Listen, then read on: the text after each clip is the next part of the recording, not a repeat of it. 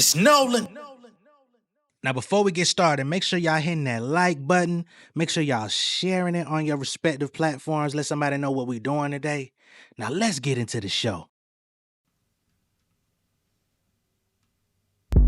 Lifelong dreams being elevated. Leave a nigga face down like he meditating. Growing up, trepidation in my locale. Hearing 40 cal, know somebody need resuscitation. I describe myself, nothing define me. Paper cut, sharp, origami. Business in the iPhone, biting the apple like Shinigami. Death notes, every bar's like a homie. I'm the Clyde with a Bonnie. Rhythmalism, I'm too quick. New scripts, I'm producing them daily like news clips. Roof Chris, give me all of the beef, I'm a sous chef. Homies had them 8 balls for the grin like a pool stick. I learn my ingredients as I get older, more lenient. We use bitch niggas to be convenient. Need more cash, that's immediate, expedient. My experience teaching what I couldn't get from PBS. Freedom of the finance. Read a pie graph, I take my pride back. Flip the color like a Mike Jack. Niggas ain't like that. Take a name like it's Iraq. You diss me? Might stab a nigga with a wine glass. It's risky. Might crash, don't invite me to the function. I smash niggas pumpkins all together conjunction. Southside nigga cooking up like it's a luncheon. We don't need a studio to get you niggas punched in. What's going on, beautiful people? It's the kid J Nolan here. Welcome back to another episode of Inside the Industry, your number one source for music, entertainment, commentary, and breakdowns.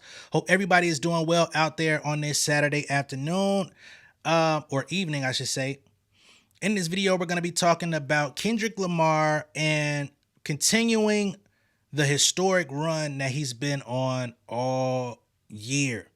All right. Now, I haven't talked a lot about Kendrick lately because he's basically just been on the Grand National Tour with SZA, and I didn't want to like overdo like the every tour date, talk about the tour date, because I mean he's pretty much doing the same set. She's doing the same set. There are a couple guests here and there, but it wasn't anything for me to like add on to creatively or like to add on commentary wise.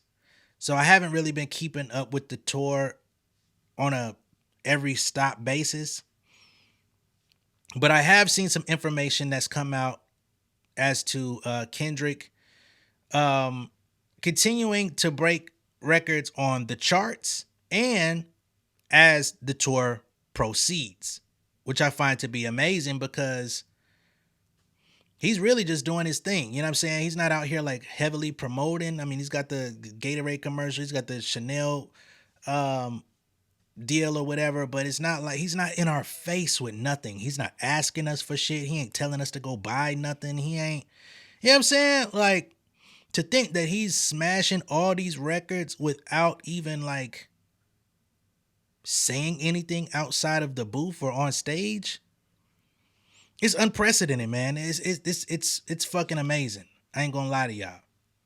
First thing that caught my attention just a couple days ago, it was announced by NFR podcast.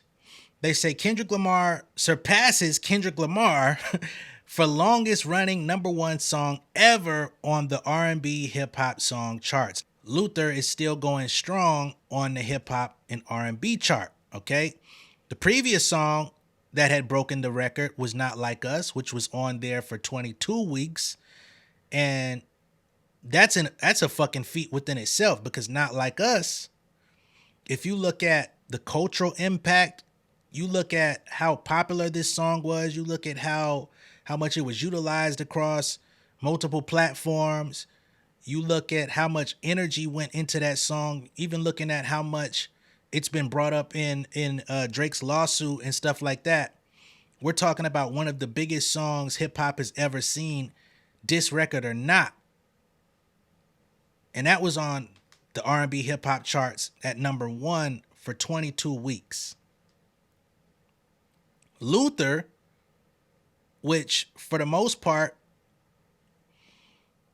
I guess you could say it got pushed as a single because they did a music video for it, but it wasn't a traditional single. Like, it just grew organically, and I'm sure there was some promotion from the label, but it's a very different energy around Luther than the energy and synergy that was around Not Like Us. Of course, they're two very different vibes, but this has been on the charts for 23 weeks and counting.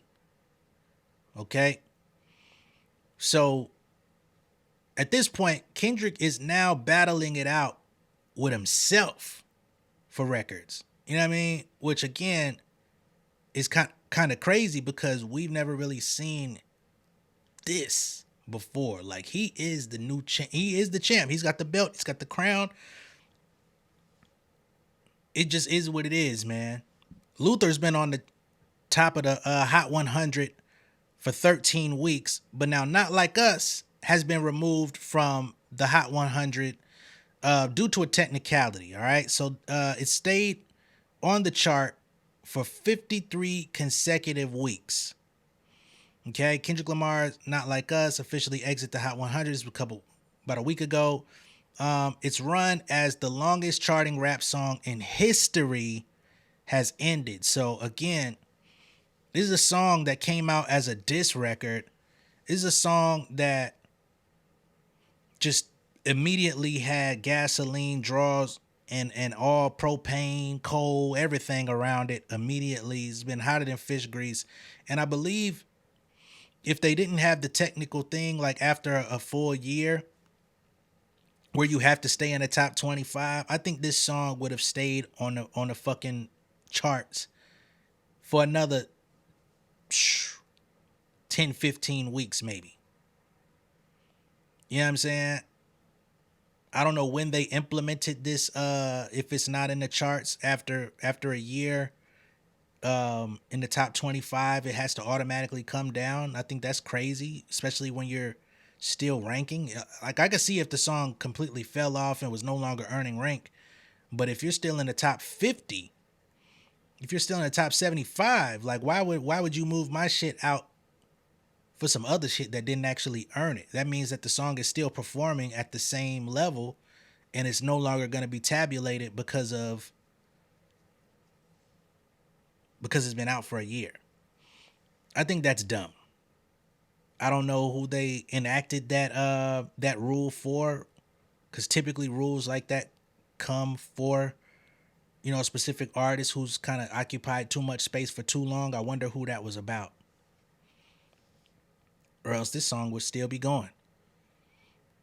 But outside of that, we got Luther, you know, breaking the record for 13 consecutive weeks at number one. I think that was ended because it moved down to like the number 5 spot or something like that. I think Morgan Wallen and some other shit took over at number one.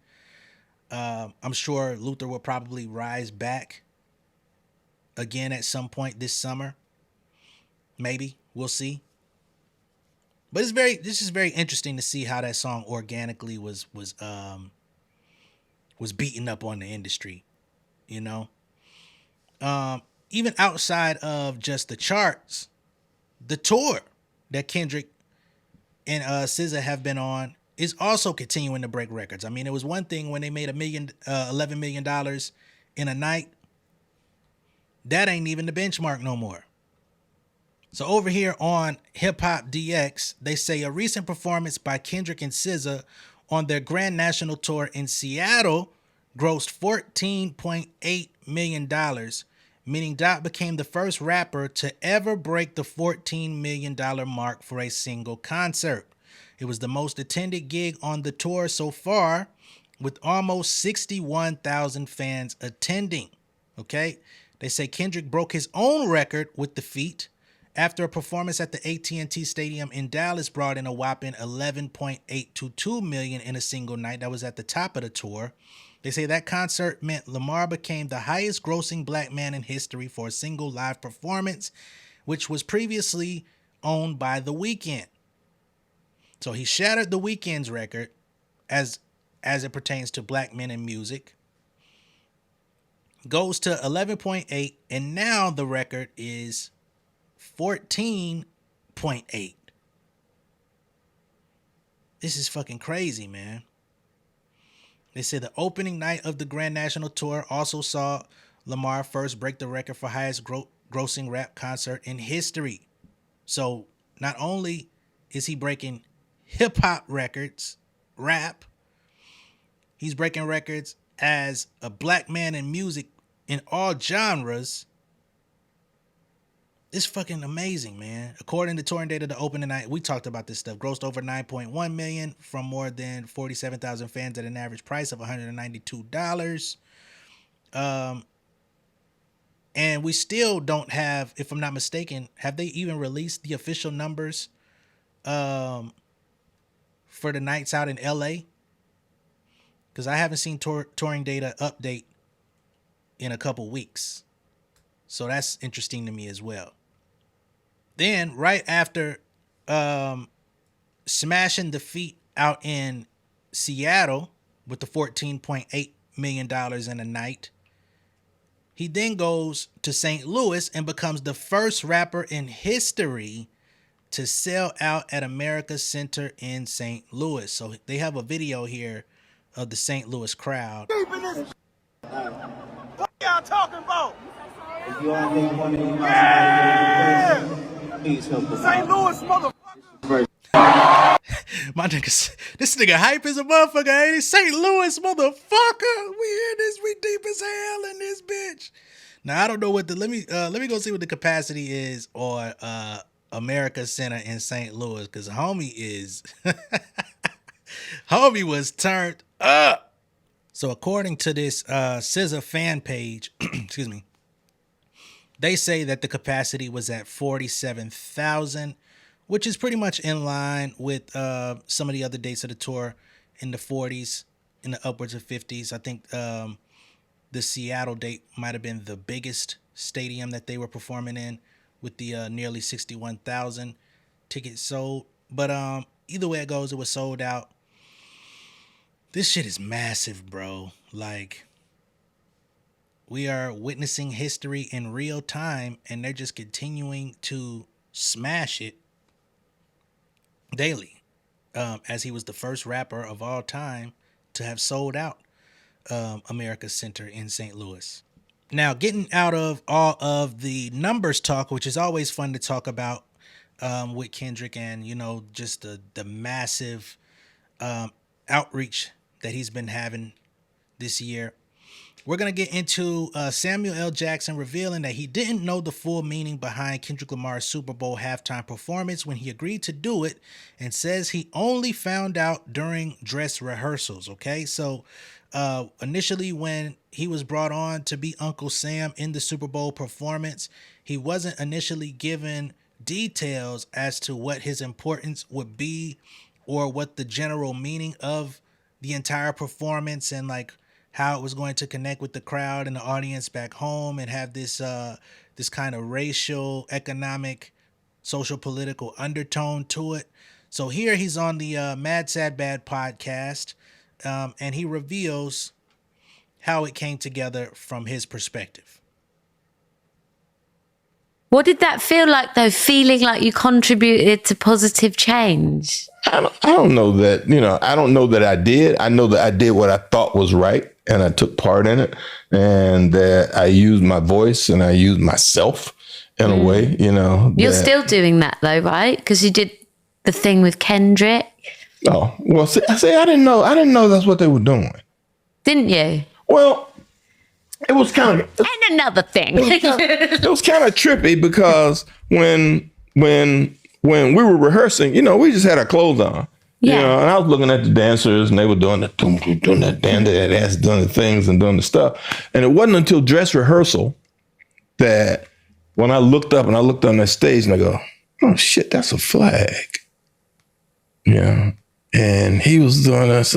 Oh, fuck. I'm in the civil rights movement again. We're being revolutionary. You know, it's like, because I wasn't listening or paying attention. You know, yeah, you picked the right person, but the wrong time. And all that's like, yeah, the revolution. I was like, oh, shit. Okay, here I am again. But, you know. But it was a great thing. Something about me or my persona has put me in the right place at the right time in change of the zeitgeist in a way, in a lot of different moments in my life. And I have to accept that that's what I'm meant to be sometimes, an agent of change. You know, whether I know it or not. It's so powerful. And to be proud of it and to know that, you know, God has placed me in a place that I can be influential in a real and positive and kind of awesome, thing for the masses, because people need things. When you speak, people listen as well. Yeah, but I always want to be on the right side of history, in terms of what's going on. And sometimes it's not my choice. The powers that be have decided, okay, this is who you are. Because, me standing there going, hey, salutations. It's me, your uncle, Sam. It's like, I was just, this is cute. I wanted, Kendrick and them hired me to do this. And my name is Sam. So I said, yeah, I'm Uncle Sam. But then I realized, layers. You're being put in this place for a reason, and you're dressed this way for a reason. And, you are part of change. This is an awesome moment of change for people sitting there watching a game, or people who don't turn on until halftime because all they want to see is halftime. They go, yeah, wow, boom. And it was like, phew. It was so important. I know. It was so important and so short, But it's amazing how much influence you can have in such a short space of time if the platform's there. Yeah. All right. So that's Samuel L. Jackson saying he didn't know the full meaning behind that whole performance until he actually got in the dress rehearsal and saw all the moving parts and the flag and all these things. And I'm sure he had to have his curiosities. I mean, this is an intelligent guy, you know what I mean? Being dressed up as Uncle Sam, like, yeah, your name is Sam and all that, but Uncle Sam means something totally different to black people. And to have a black Uncle Sam at a performance, I mean, had to spark some sort of light bulb. But I think at the same time, it seems that he don't want to be the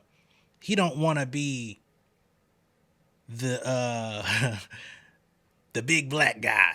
You know what I'm saying? In this conversation, he ain't trying to be like super political. He don't want to be it's a time and a place for everything. And sometimes it's like, let me not talk over the conversation, right?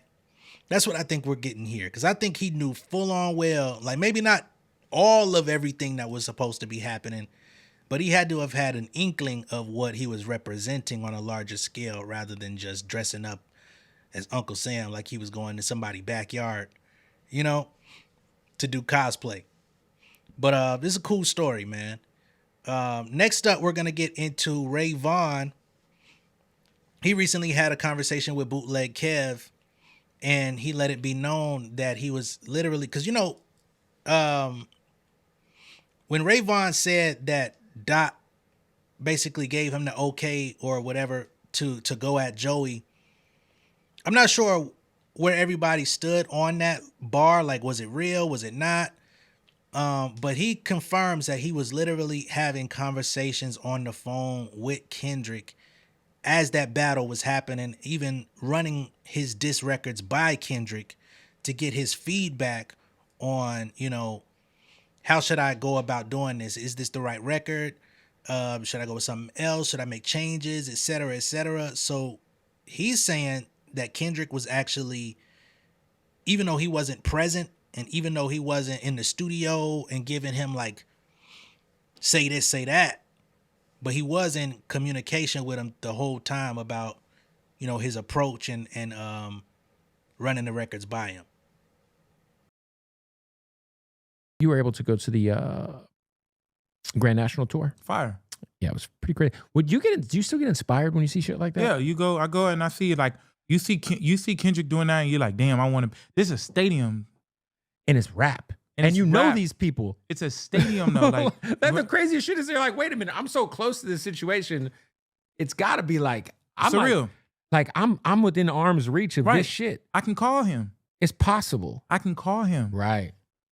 I can call him. I'm on the phone with him when I'm going at Joe. Hey, you fuck with this?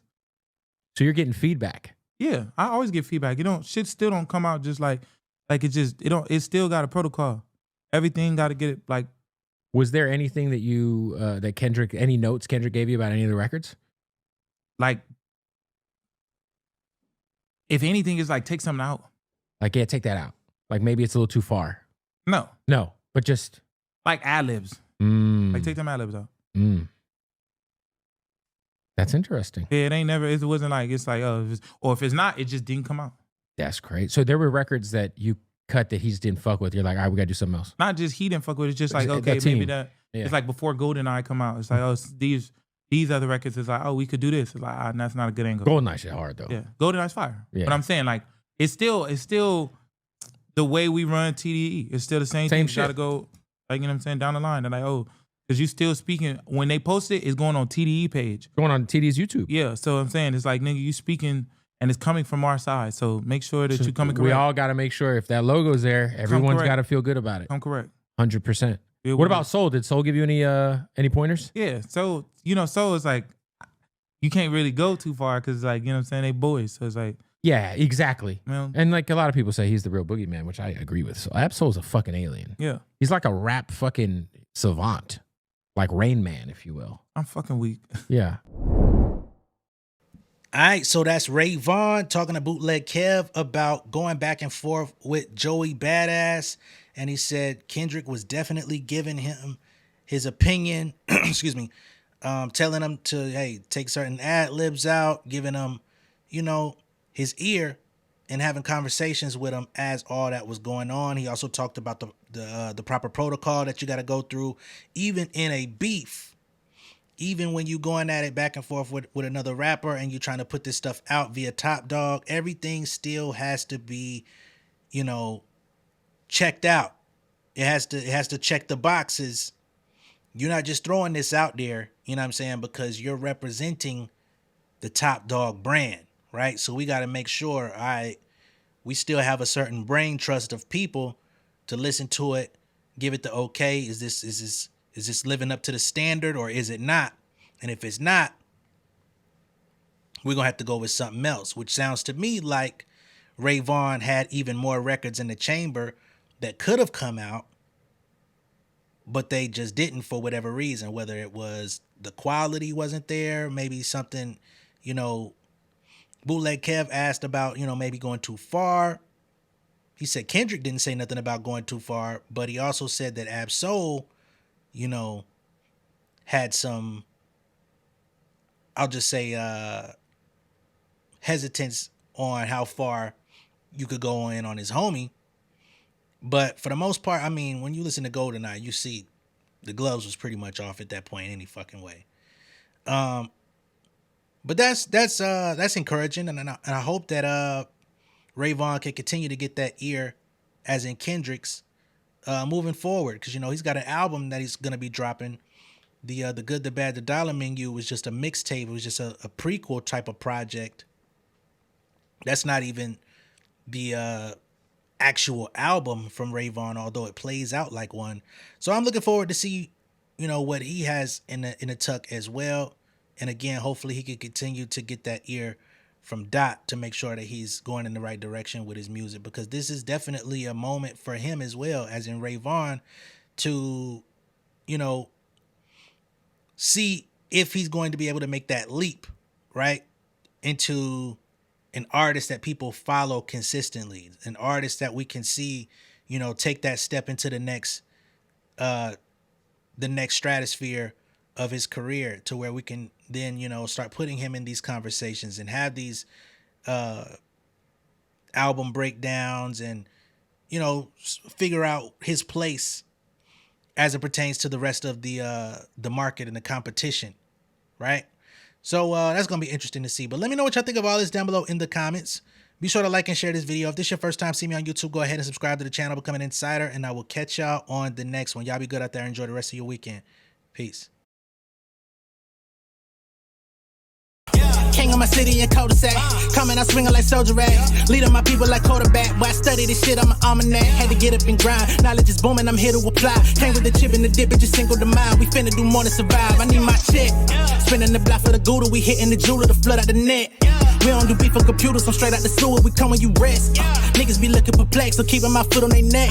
No map, I trust my gut for the quest, but drama, I'm fully abreast. I was ready for years and they doubted me. All of a sudden they tell me they proud of me. I've been dropping these haters like calories. Cross them out, I came back with some boundaries. Stand for my honor, but too raw, no corner. Packing the stick with a drummer. Wanna catch my bad, one fumble. I done came too far to be humble.